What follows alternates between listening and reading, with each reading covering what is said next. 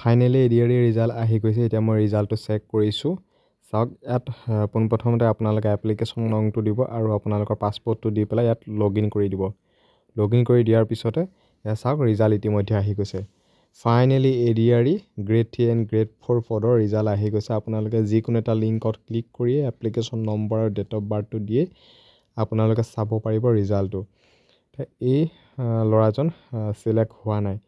তেওঁ grade 4ত apply কৰিছিল আৰু যিটো গ্ৰেড 4ত তেওঁ এপ্লাই কৰিছিল এই পষ্টটোত তেওঁ পিছত ভাইবাৰ বাবে চিলেকশ্যন পোৱা নাই আৰু তেওঁ 80 মান পাম বুলি কৈছিলে আইডিয়াত, কিন্তু তেওঁ মাৰ্কসমূহ চোৱা নাছিল।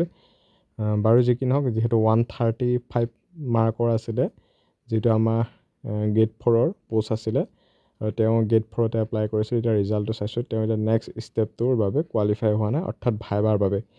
আৰু যিহেতু এতিয়া আমাৰ ভাইবাৰ বাবে দুজনকৈ মতা হৈছে আৰু যিহেতু আমাৰ 12,000 পষ্ট আছিলে, 12,000ৰ ভিতৰত প্ৰায় 24,000 মাতিব এটা পষ্টত দুজনকৈ।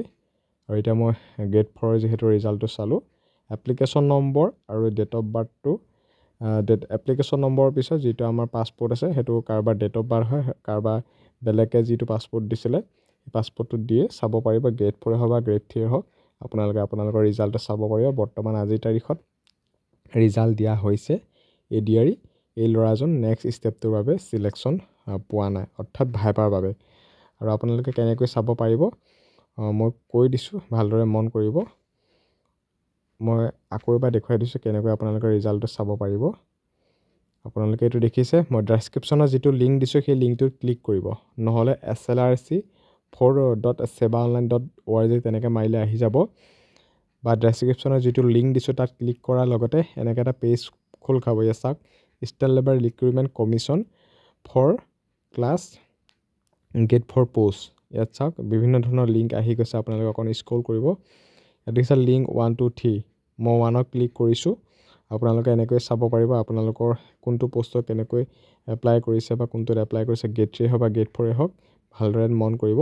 এতিয়া পোনপ্ৰথমে যিটো লিখা হৈছে HSLC লেভেল এক্সাম 27/10/2024 আৰু ইয়াত যিটো লিখা আছে লিংক 1ত ক্লিক কৰি দিব।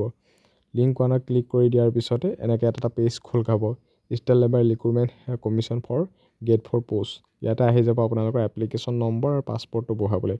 আপোনালোকৰ এপ্লিকেশ্যন নম্বৰ পাছপৰ্টটো বহাই দিব, লগতে লগ ইন কৰি দিব। লগালগ আপোনালোকে আপোনালোকৰ ৰিজাল্টটো চাব পাৰিব। গতিকে বহুত বেছি ভাল খবৰ, আজিৰ তাৰিখত এডিআৰই ৰিজাল্ট দিয়া হ'ল। গ্ৰেড 3 আৰু গ্ৰেড 4 পষ্টৰ দুইটা পষ্টৰ বাবে ৰিজাল্ট মুকলি কৰি দিলে। প্ৰায় 12,000 প্লাছ ভেকেঞ্চিৰ বৰ্তমান এতিয়া আমাৰ ভাইবাৰ বাবে মাতিব এটা পষ্টত দুজনকৈ। গতিকে বহুত কেণ্ডিডেট চিলেকশ্যন পোৱা নাই, যিহেতু দুজনকৈ মাতিব আৰু বহুত লাখ লাখ কেণ্ডিডেট আজি এই ডেটটোৰ বাবে ৱেইট কৰি আছিল। ফাইনেল ৰিজাল্ট মুকলি কৰি দিয়া হ'ল এডিআৰই গ্ৰেড 4 পষ্টৰ ৰিজাল্ট। ভিডিঅ'টো যিমান পাৰে সিমান বেছি শ্বেয়াৰ কৰক আৰু কোনে কোনে চিলেকশ্যন পাইছে কমেণ্ট কৰিব। গ্ৰেড 3 গ্ৰেড 4 পষ্টত নেক্সট ষ্টেপটোৰ বাবে ভাইবাৰ বাবে কোনে চিলেকশ্যন পাইছে আপোনালোকে কমেণ্ট কৰিব। গতিকে ভিডিঅ'টো যিমান পাৰে সিমান বেছি শ্বেয়াৰ কৰক। আজি এডিআৰই ৰিজাল্ট দিয়া হ'ল।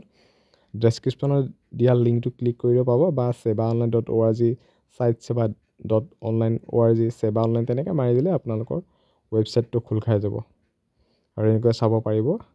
এপ্লিকেশ্যন নম্বৰ আৰু পাছপৰ্টটো দিয়ে লগালগ আপোনালোকে লগ ইন কৰি ৰিজাল্টটো ডাইৰেক্ট দেখা পাব। কোৱালিফাই নেক্সট ষ্টেপটোৰ বাবে পাইছে বা নাপাইছে তাত লিখা হৈ থাকিব। গতিকে যিসকল কেণ্ডিডেট চিলেকশ্যন পাইছে কংগ্ৰেচুলেশ্যন, যিসকল চিলেকশ্যন পোৱা নাই উপায় নাই, নেক্সট যিটো ভৰ্তি আহিব তাৰ বাবে প্ৰিপেৰেশ্যন কৰক। নতুনকৈ আকৌ এডিআৰই 3.0 আহিব আৰু কেইদিনমানৰ পাছতে।